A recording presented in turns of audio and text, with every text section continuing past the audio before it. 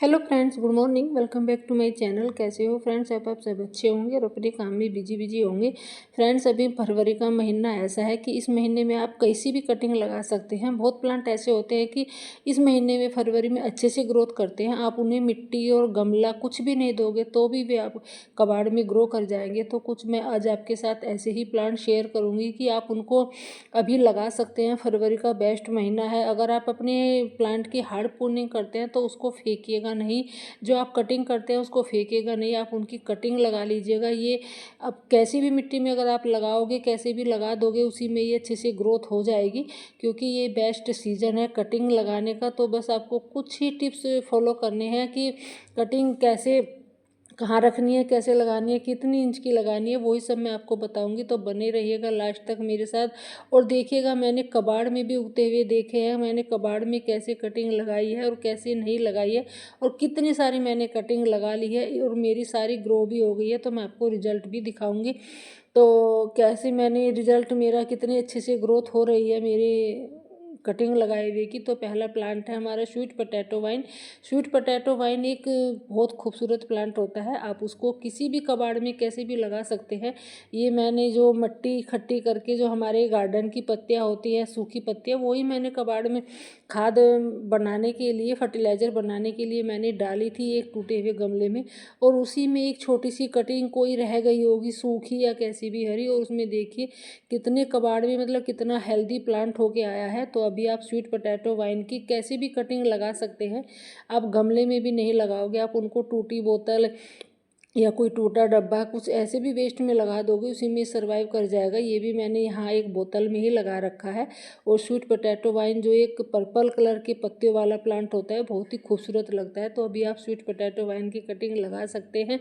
फिर है वोंड्रेजू। वोंड्रेजू भी आप देख रहे हैं, ये भी एक कबाड़ में ही उग आया है। इसको मिट्टी भी नहीं मिली है, गमला भी नहीं मिला है, बस गार्डन की जो सूखी पत्तियाँ हैं उनमें एक दो टहनी रह गई होगी, तो उसी से ये उग आई है। तो ये भी एक बहुत ही लो मेंटेनेंस और हार्डी प्लांट होता है वोंड्रेजू का, और कहीं भी आप इसको डाल दोगे वहीं पे ये ग्रो कर जाएगा।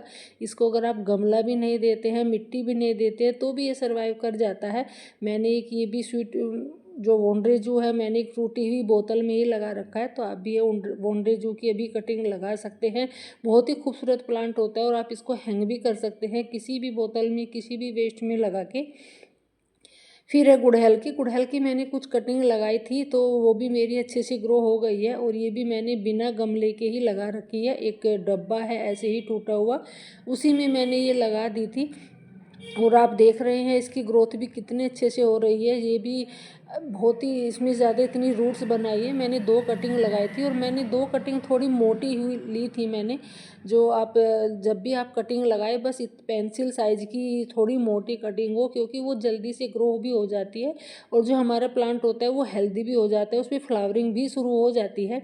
तो अभी मैंने दो कटिंग लगाई थी। अब मैं इनको शिफ्ट कर देती हूँ एक बड़े गमले में, क्योंकि गुड़हल का प्लांट एक काफ़ी बड़ा भी हो जाता है और इनको बाद में जब ग्रो हो जाती है तो इनको एक अच्छा कम से कम 12 से 14 इंच का इनको गमला चाहिए। तो उसी में मैंने ये शिफ्ट किया है। फिर लगाई थी मैंने एक जो अल्मेंडा ड्रॉप वैरायटी होती है, छोटी पत्तियों वाला अल्मेंडा होता है, उसकी मैंने कटिंग लगाई थी और ये भी अच्छे से ग्रो हो गई है। इसमें देख रहे हैं आप कितने अच्छे से इसमें रूट्स बन आई हैं। तो ये भी मैंने एक वेस्ट में ही लगा रखी थी। अब मैं इसको दूसरे गमले में शिफ्ट कर दूँगी। मैंने इसकी गमले में ही कट करके लगाती थी और कुछ कटिंग लगाई थी मैंने यहाँ पे, ये इसी के गमले में मैंने लगा दी थी। क्योंकि मैं क्या करती हूँ, एक जब भी मैं कटिंग करती हूँ या मेरे बंदर कुछ प्लांट तोड़ जाते हैं तो मैं उसी के गमले में उसको गाड़ देती हूँ, कभी फेंकती नहीं हूँ। छोटी भी, कितनी भी, कैसी भी कटिंग हो, कभी मैं फेंकती नहीं हूँ। मैं उसी की गमले में उसी में गाड़ देती हूँ। बंदर भी बहुत बार ऐसा होता है, नुकसान कर जाते हैं, जो प्लांट तोड़ जाते हैं, तो वो मेरी फिर अच्छे से ग्रो हो जाती है। फिर ये अलमेंडा की जो बड़े फूलों वाला प्लांट होता है, येलो कलर का और पर्पल कलर का, दो कलर के अलमेंडा है मेरे पास, बड़े वाले जो बेल की तरह भी हो जाते हैं। तो इनकी भी मैं हार्ड प्रूनिंग कर रही हूँ। तो हार्ड प्रूनिंग करके इनको भी फेंकना नहीं है, इनकी भी मैं अच्छे से कटिंग लगा दूँगी। क्योंकि अभी बेस्ट सीजन है हार्ड प्रूनिंग करने का भी, रिपोर्टिंग करने का भी, और इनको फर्टिलाइज़र करने का भी। अभी इन पर फ्लावरिंग ज़्यादा शुरू हो जाएगी तो इनको हैवी फीड की भी ज़रूरत है हमारे कुछ प्लांट्स को। इनकी फ्लावरिंग हो जाएगी तो भी आप इनकी कटिंग भी लगा सकते हैं। तो मैंने कुछ एलोवेरा जेल ली है थोड़ी, तो आप चाहे तो हल्दी भी ले सकते हैं, या कोई रूटीन हार्मोन्स ऐसे होते हैं बहुत घर के ही हो जाते हैं। आलू है, जैसे कि टमाटर है, खीरा है, आप उनके घर के जो रूटीन हार्मोन्स होते हैं आप उनसे भी लगा सकते हैं। तो ये मैंने कटिंग लगा दी है और मैंने कुछ इसी के गमले में लगा दी है। काफ़ी बड़ा प्लांटर है और कुछ मैंने अलग से लगाई हुई है अलमेंडा की। फिर है गोरी चोरी का, टिकोमा का, इसकी भी मैं बहुत सारी कटिंग लगाऊंगी क्योंकि इसकी भी मैं हार्डपोनिंग करने जा रही हूँ। ये भी काफ़ी बड़ा हो गया था तो इसकी भी मैं अभी फेंकूंगी नहीं, इसको हार्डपोनिंग करके चाहे कुछ कम से कम मैंने 10-15 तो कटिंग है ही। अगर इनमें से 10 कटिंग भी हो जाती है, 8 भी हो जाती है तो भी अच्छी ही बात है, क्योंकि हम किसी को गिफ्ट भी कर सकते हैं अगर हमारी कटिंग ग्रो हो गई। बहुत लोग मांगने भी आ जाते हैं कि हमें भी दे दो कटिंग, तो मैं बोल देती हूँ कि मैंने कटिंग लगाई हुई है, अगर ग्रो हो जाएगी तो आप भी ले लेना। तो ऐसे भी मैंने इसकी भी कटिंग लगाई है, उसी के मैंने गमले में लगा दी है। फिर है हमारा मोरपंखी का, मोरपंखी थूजा, ये भी एक बहुत खूबसूरत प्लांट होता है। तो इसकी भी आप अभी कटिंग लगा सकते हैं, इसका भी अभी बेस्ट सीजन है लगाने का। तो इसकी भी आप कटिंग लगा के ढेरों प्लांट तैयार कर सकते हैं।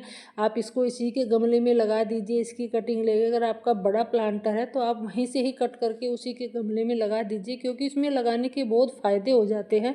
एक तो आपको उनको अलग उठा के इधर उधर रखना नहीं पड़ता है, और बहुत बार छोटे गमले में अगर हम लगा भी देते हैं तो पानी देना भी भूल जाते हैं। बहुत बार बड़े गमलों के बीच में नहीं दिख पाते हैं छोटे गमले। तो इससे फ़ायदा क्या होता है, एक तो पानी इनको प्रॉपर मिलता रहता है, और जो मिट्टी का न्यूट्रिशन होता है बड़े गमले का वो इनको सब प्रॉपर मिलता है। तो ये फ़ायदा होता है। आप अगर आपके पास एक्स्ट्रा कोई गमले नहीं है छोटे बड़े, तो आप उसी के बड़े प्लांटर में जहाँ से आप कट करते हैं वहीं पे आप कटिंग लगा सकते हैं। इसमें बहुत सारे फ़ायदे होते हैं। फिर है हमारा song of India. Song of India भी एक बहुत खूबसूरत प्लांट होता है, तो इसकी भी आप अभी कटिंग लगा सकते हैं। ये भी बहुत ईजिली से ग्रो हो जाएगा। आप अपने ही गमले से, अपने ही प्लांटर से, अपने ही गार्डन से कटिंग करके आप बहुत सारे ढेरों प्लांट तैयार कर सकते हैं। मैं ऐसे ही बहुत करती हूँ। बहुत बार मैं, ऐसा नहीं है कि मैं मांग के भी ले आती हूँ, जो मेरे पास नहीं होते हैं उनकी कटिंग मांगने में भी कोई दिक्कत नहीं है, कोई शर्म नहीं है। तो आप मांग के भी लगा सकते हैं। अगर आपके गार्डन में बुशी प्लांट है, आपके पास बहुत सारे प्लांट है, तो आप उनसे भी कटिंग करके उनसे भी आप ढेरों प्लांट तैयार कर सकते हैं। तो फिर है एक और ड्रेसिना का, ये भी बहुत खूबसूरत प्लांट होता है, और एक ये डेकोरेटिव प्लांट होता है। ये भी बहुत ज़्यादा बुशी हो जाता है। मैंने एक वीडियो में देखा था, बहुत ज़्यादा बुशी था और बहुत ही बड़े गमले में लगा हुआ था। कम से कम ये 5 से 6 फीट का हो रखा था। तब से मुझे ये प्लांट बहुत खूबसूरत लगता है। तो अभी आप इसकी भी कटिंग लगा सकते हैं। वैसे तो मैंने ये बहुत पहले ही ला रखा था, तो मैंने ये कटिंग से भी एक और मैंने कटिंग से तैयार किया हुआ है, वो भी मेरी अच्छी सी ग्रो हो गई है। अब मैं ये दूसरी कटिंग इसकी लगा रही हूँ, क्योंकि 3 प्लांट मेरे पास इनके बन जाएंगे और बहुत ही खूबसूरत भी लगते हैं। फिर है हमारे स्पाइडर प्लांट। स्पाइडर प्लांट की भी आप अभी कटिंग लगा सकते हैं। ये भी बहुत ही खूबसूरत प्लांट होता है, और आप इनके जो बेबी रनर्स होते हैं उनसे भी आप इनको ग्रो कर सकते हैं, और आप इनको सेपरेट भी कर सकते हैं। सेपरेट होने वाला प्लांट भी होता है स्पाइडर प्लांट, और एक सेकुलेंट वैरायटी का होता है। आप इसको सर्दियों में थोड़ा इंडोर रखिएगा, और बस गर्मियों में थोड़ा इसको धूप से बचा के रखिएगा, क्योंकि धूप में इसकी पत्तियां बर्न होने लगती है।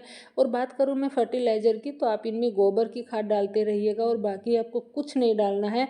अभी सर्दी है जैसा, तो अभी आप इनमें सरसों की खली जो होती है वो भिगो के आप उसका पानी डाल सकते हैं। फिर है हमारा जेड प्लांट।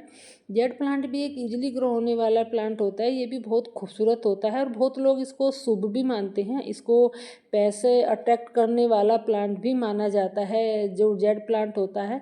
तो अभी आप इसकी भी कटिंग लगा सकते हैं। 2 इंच की अगर आप इसकी कटिंग लगा दोगे तो उसी से आपका नया प्लांट तैयार हो जाएगा। और ये भी मैंने एक वेस्ट में ही लगा रखा है। एक टूटा हुआ जो डब्बा है उसी को मैंने इसका प्लांटर बनाया हुआ है, और उसी वेस्ट में मैंने ये लगा रखा है। तो अभी आप जेड प्लांट की भी कटिंग लगा सकते हैं। जो भी मैंने आपके साथ सारे प्लांट शेयर किए हैं बहुत हार्डी प्लांट है, लो मेंटेनेंस प्लांट है, उनको केयर की बिल्कुल भी ज़रूरत नहीं होती है। तो अभी मौसम अच्छा है फरवरी का, और आप उनकी कटिंग लगा के ढेरों प्लांट तैयार कर सकते हैं। अगर आपके पास गमले नहीं है तो आप जिससे प्लांट से आप कटिंग लेते हैं उसी के गमले में आप कटिंग लगा दीजिएगा, उसी में ही ग्रो हो जाएगी। फिर आप उनको उनको किसी भी बड़े गमले में, छोटे गमले में शिफ्ट कर सकते हैं। और अगर आपके पास मिट्टी भी नहीं है तो जो हमारे गार्डन की सूखी पत्तियाँ होती हैं उनको इकट्ठी करके थोड़ी बहुत मिट्टी डाल के आप उसमें भी लगा सकते हैं। उसमें भी अच्छे से ग्रोथ हो जाएगी, क्योंकि वो भी सूखी पत्ती होती है जो वो फर्टिलाइज़र का काम करती है। तो अभी आप ढेरों कटिंग लगा के ढेरों प्लांट तैयार कर सकते हैं। अभी हार्ड प्रूनिंग करने का समय है तो उनको फेंकिएगा नहीं, कटिंग ज़रूर लगाइएगा। Thank you.